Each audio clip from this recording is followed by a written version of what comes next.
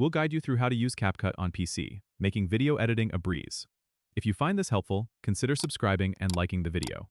First, go to the official CapCut website and download the desktop version compatible with your operating system. Once installed, open CapCut and you'll be greeted by the home interface.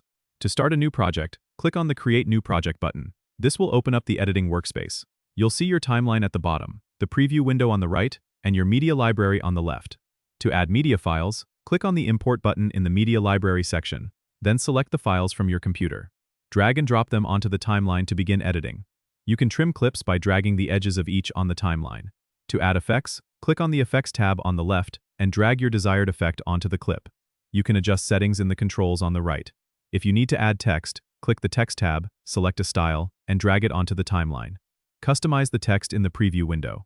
For transitions between clips, go to the Transitions tab and drag a transition effect to the space between two clips. You can adjust the duration and style of the transition. Once you're satisfied with your edit, click the Export button at the top right.